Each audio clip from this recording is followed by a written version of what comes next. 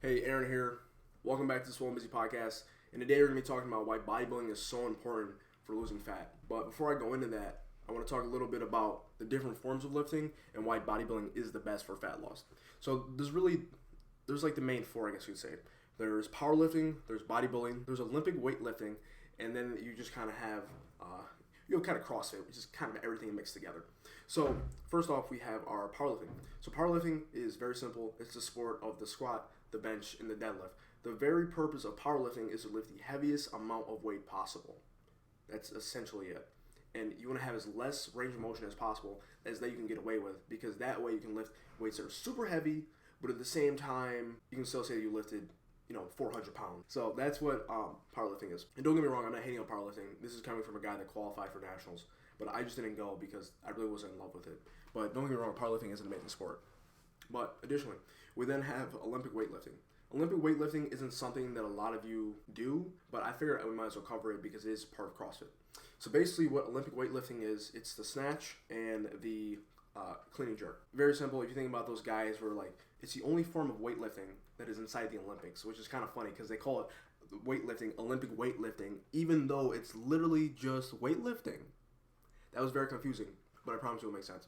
Okay, but inside of Olympic weightlifting, you have the snatch. That's where they go really wide, and they like put the bar over their head. They're like, hey.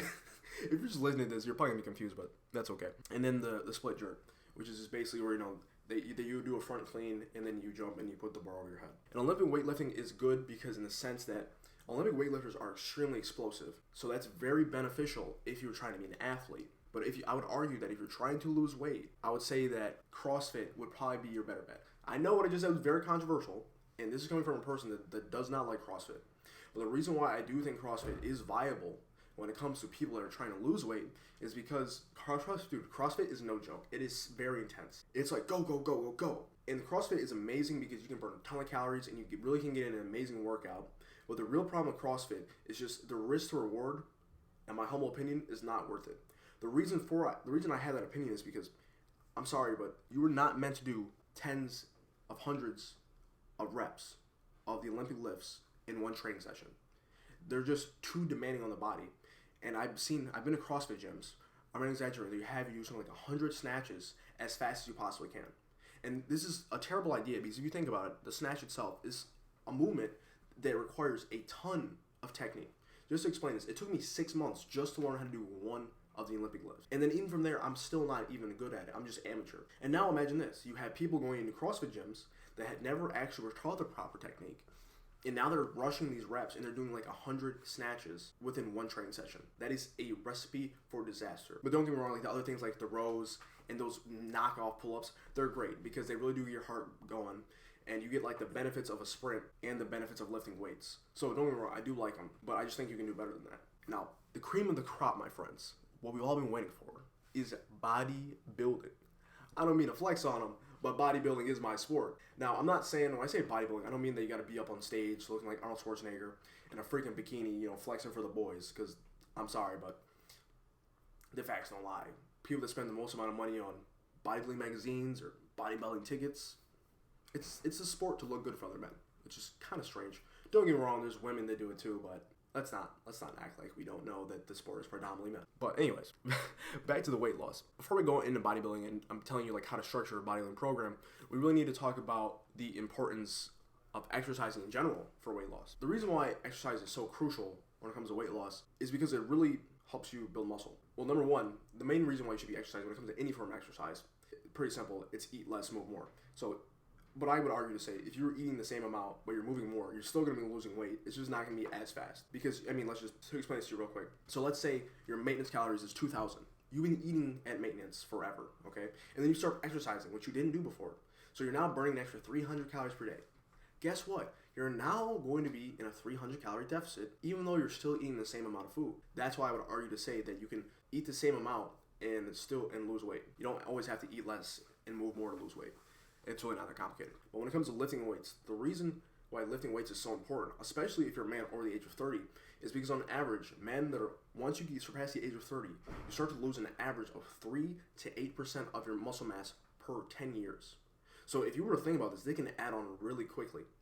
Now the reason why muscle is so important is because it helps with like kind of function. It's good for nerve function. Muscle is important for your entire body. But not only that, but it also helps with joint problem. And trust me, I'm someone that really understands this because when I was younger, like in the 6th grade, I was like, I don't know, I think I was 12 in the 6th grade, something like that. I had really bad Oshlaughters, which is basically like it's like a really bad, I think it's a growth problem with your knees. Essentially what happened was, so like my knee pain was so bad, I could not even walk. If you've ever seen a video of FDR walking, like Franklin Delano Roosevelt, and you know he had to use those freaking crutches to walk, and it's like laser, like locked straight. That was me for 2 years. I could not walk at all. It was horrible. But it wasn't until I actually started exercising that's when the pain really started to go away. They gave me these. I started doing PT, and I thought that was such a waste of time because I was saying to myself, the only thing this guy has me doing is he has me doing wall sits, like these stupid leg raises, and like ball air squats because I wasn't strong enough to do just normal ones. But something very interesting started to happen. My body and my knee pain started to go down. Don't get me wrong, it did not cure my problems. It did start to get a lot more manageable. And the reason for that is because building muscle is so important when it comes to reducing pain and just overall health. Not only that, but particularly when it comes to fat loss, you have more muscle, you burn more calories in the resting state. So this means you can literally be sitting in your chair doing exactly like you always do, but simply because you work out more and you're building more muscle, you're going to be burning more fat. Don't get me wrong, the difference between fat and having more muscle is very subtle, but it does add up very quickly. And if you've ever seen these infamous bodybuilders, they're completely jacked and they have, they eat just this crap. Like they eating fried chicken every day, like cookies and cakes, stuff like that. Ronnie Coleman is notorious for that.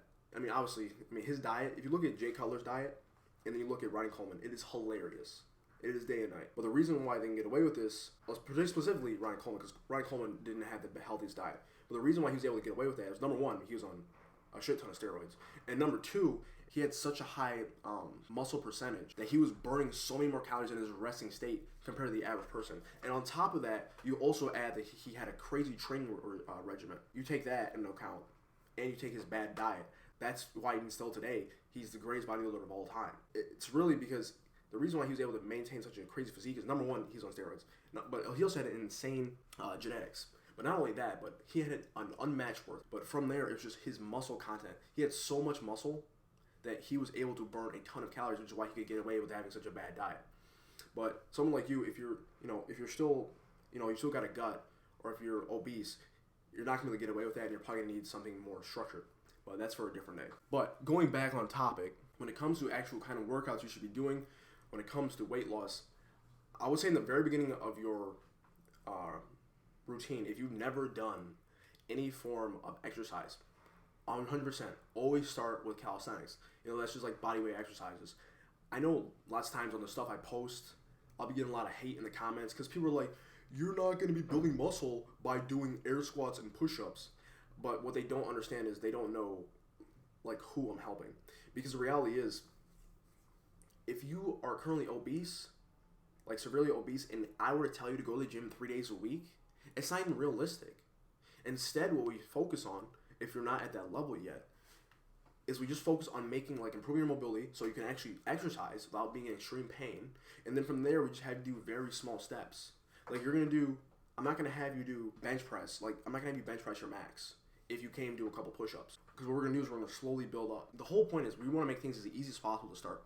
Okay, so imagine this. You have a person that has never exercised a day in their life consistently. And then now I'm telling them to go to the gym every single day, 3 days a week, eat healthy, and at the same time they still have to make time for their family. And they still have to go to work and take care of all their responsibilities. Or I just say, just do a couple push-ups whenever you find time in the day. Because the reality is what's going to happen is it has a compounding effect. Because those push-ups eventually turn into bonus reps. So they may start off only doing 1, but they end up doing 10, and then it just gets better and better and better. And then once we get to that point where they're doing bodyweight exercises consistently, we then transfer them into lifting weights. The reason why we transfer them into lifting weights is because it's much more effective and faster to lift weights. And the reason for that is because it's very easy to provide stimulus. Because the only thing you need to do is you lift a heavier weight, you provide more stimulus to the muscle. Versus if you're doing bodyweight exercises, you're going to have to do more reps or you're going to have to change the way you're doing it. And it just adds a whole new level of difficulty. Now, when it comes to actually structuring a workout routine, super simple. If you want to learn more about this, I actually have a training in the description below where I teach you, I give you a 1-page workout builder, so you can build your own workout. And then from there, I teach you exactly how at Swole and Busy we structure all of our clients' workouts. Super simple. So I just basically explain to you there. But on here on the podcast, when it comes to building a bodybuilding workout, it is very simple. What I recommend for pretty much all beginners, and by beginner I mean anyone who's been training less than 2 years, you want to be doing full body, especially if you're only working out 3 days a week. The reason why full body is so great is because you can train your entire body. I know that sounds very, very counterintuitive, but you can train your entire body on a regular basis, because this is a reality. When you're a beginner, your threshold for stimulus is so low. This means you could literally pick up pretty much anything. You could pick up you could do some curls. Do 1 set to failure and your muscles are going to grow. But the longer you start training, the bar raises. Like for example, for me, I can't just do 1 set to failure and my body's not going to grow. I have to do several. But anyways, this is actually, when it comes to a beginner program, particularly specifically for weight loss when it comes to bodybuilding, first thing we need to do is we need to know, okay, what are your needs or your wants? We say needs because in bodybuilding, it's like the only way you win is by beating your competitors in certain things. So for example, for me, I know they have a really small chest. So that means most of my program is going to be focused on growing my chest. So from there, when it comes to structuring your program, you need to know what you want to grow.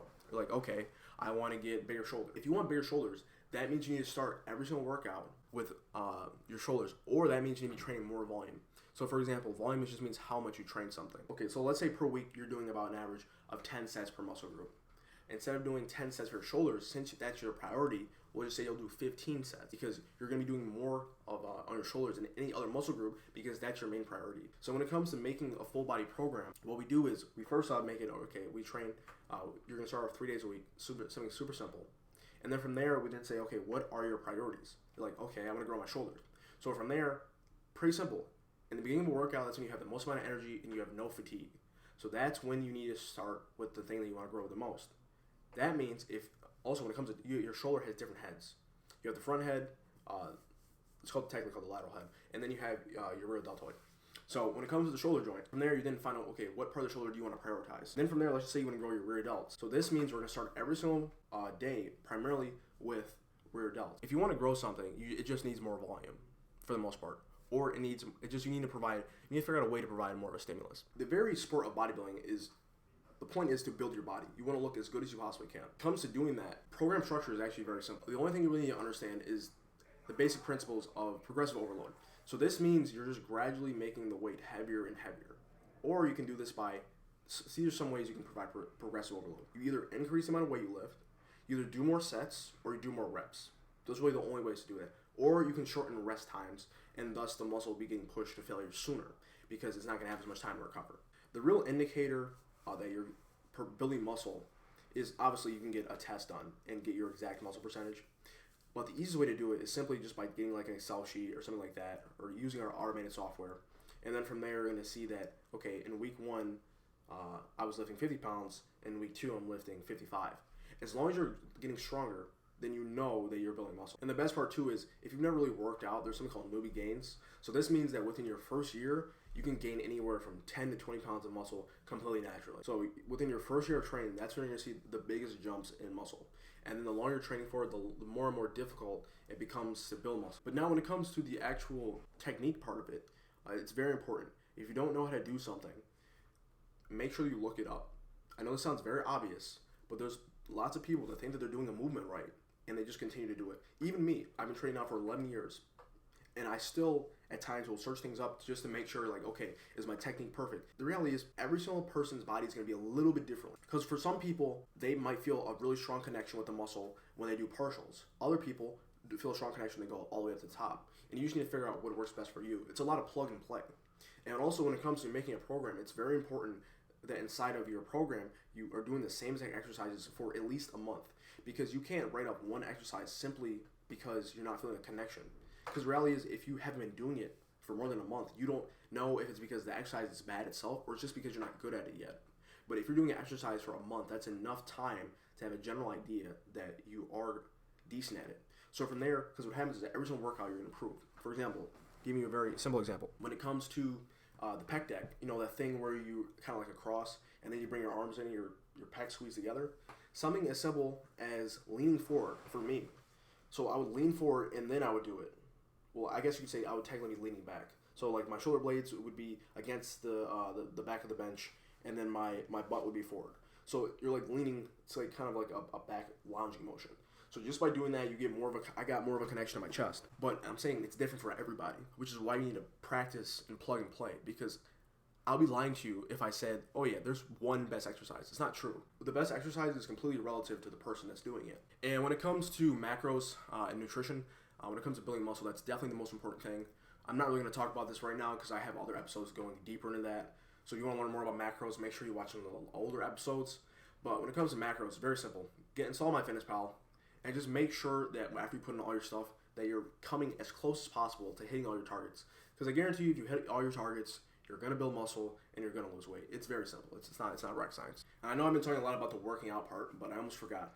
Probably, I would argue that one of the most important parts about any of this is tracking. The only real reason why I'm able to help people lose a life-changing amount of weight is not because I'm the best coach in the world, but it's really just because I have hardcore data, so I can tell people what they need to fix.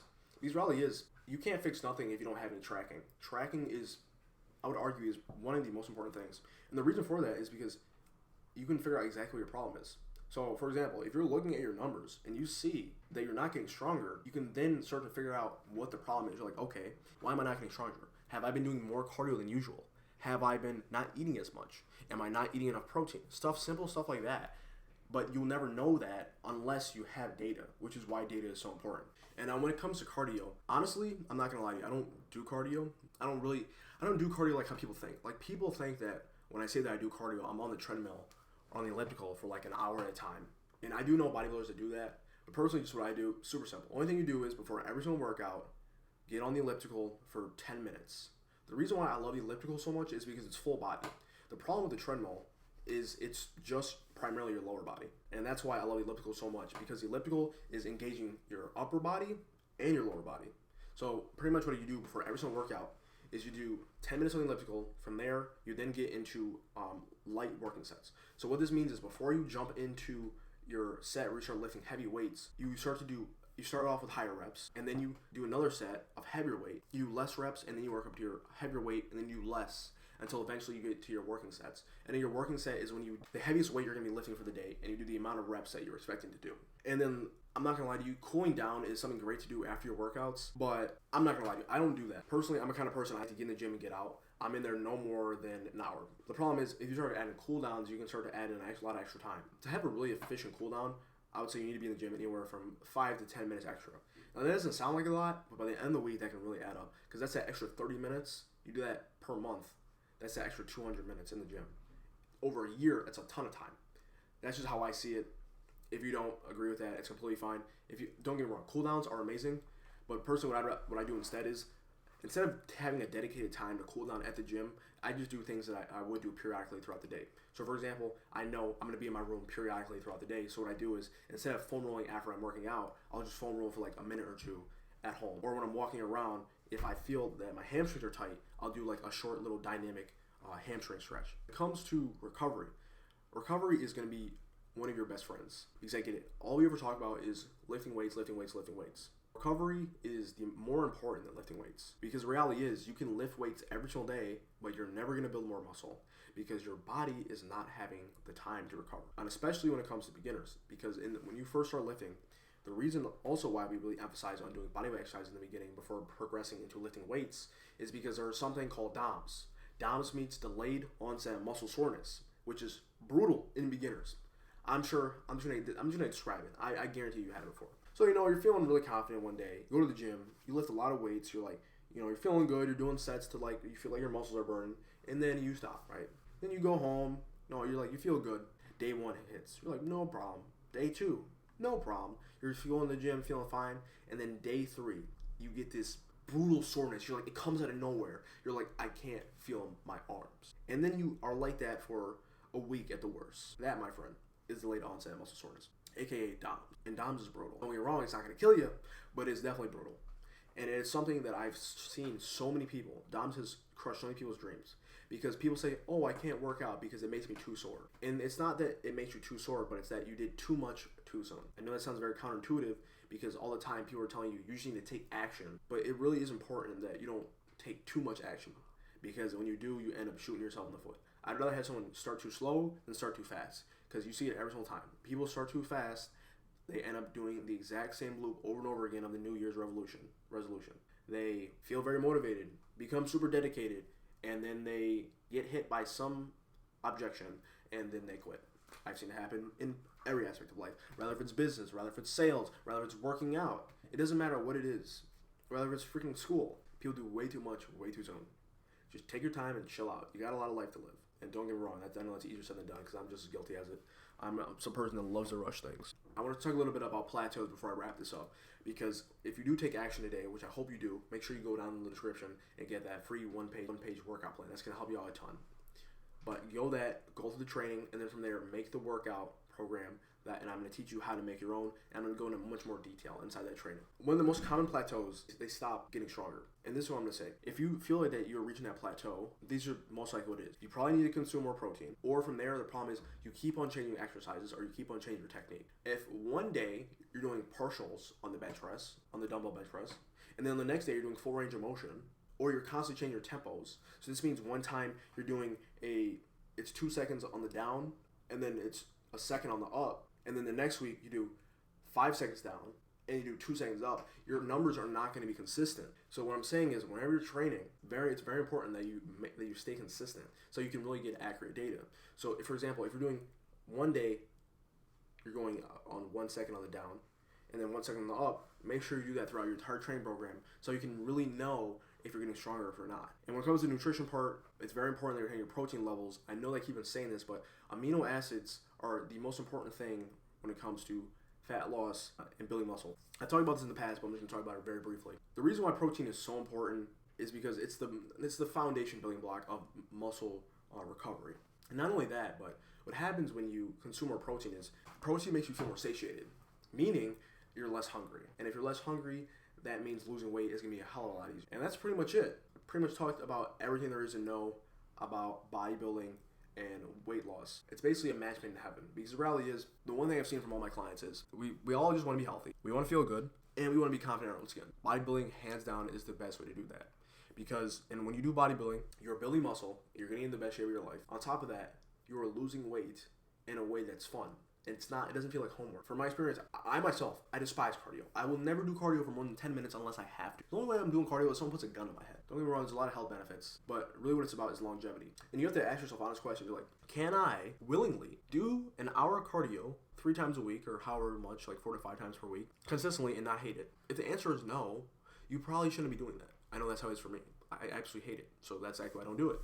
For me, on the other hand, I do love lifting weights, and I can do that for 4 times, 5 times a week, 30 minutes per session, and have no problems. So you really just have to find what works for you and what you want to do for the longest time. So I would just say the key takeaways are this. When it comes to a workout program, make sure you're not constantly changing exercises. But when it comes to actually working out itself, the reason why lifting weights is so important when it comes to weight loss is not because lifting weights is actually the best way to lose fat, but it's the easiest way to do progressive overload. And the reason for that is because it is so simple to track. Literally, the only thing you know is you're like, okay, in week 1, I was lifting 50 pounds. In week 2, I'm lifting 55. In week 3, I'm lifting 60. See that trend? It's very obvious that you're getting stronger. You're building muscle. Versus, like, bodyweight exercises, it's much more difficult to track, because even when it comes to your body weight is going to fluctuate no matter what. So one day you might be 100, for example. One day I'm 160 pounds. Some days I'm 162. It just bounces around. Don't get me wrong, it's very subtle, but it does make a difference. And the more precise we can make our data tracking, the better results we can deliver. And real quick recap, I want to make this very important point, because I don't want you to be misled. But when it comes to you losing weight, there is nothing more important than your nutrition. I don't give a damn if you have the world's best workout program, like optimized by science. You are never going to get results when it comes to losing weight unless you fix the core problem, which is nutrition. This was a long episode. I really do appreciate you for sticking around. This has been a ton of fun. I'm really trying to get back into this thing. Main problem is I just had a lot going on recently, and I've just been pretty much making excuses. So thank you so much for listening to today's Swole and Busy podcast. I'm going to be making more content. I really love talking about working out, because that's my favorite thing to do. I will talk about nutrition too, because that is the most important part, but it's just I don't enjoy talking about it. It's not that fun. I will see you on the next podcast episode. If you did enjoy this episode, please leave us a 5-star review on Spotify or Apple Music. Apple iTunes Music, whatever the hell it's called. I don't even know what it's called. I just upload it. And yeah, that'd be really helpful because this show only grows through word of mouth. I don't put any ads on this. It only grows through word of mouth. And if you did find this helpful and you know someone that could use this advice, I'd really appreciate if you would send it to them. Because we really are trying to build something here. We just are trying to build a community. We're not here to sell you guys anything. It's just that if you do happen to want training, we are here for you. But I'm never going to make any hard call to action saying, hey, you need to go sign up for this program now. Because the reality is, that's not why I do this. But do make sure you go and get that free meal plan. The only thing I'm going to ask for is your email. Don't worry, I'm not going to be telling you anything. Basically, what you're going to be doing is once you give me your email, you're going to get access to the video training. And then from there, you're going to get my daily newsletter. But it's literally just a podcast, but very short. So if you like free stuff, like free fitness tips that actually work and not miscellaneous BS that's just on the internet, like on social media, on Instagram, just join the newsletter. Trust me, you'll be happy. At this point, we have about 1,000 people in the newsletter, and not a single person has unsubscribed. It's because it's just that good. It's just that good, man. So I'll see you around, guys.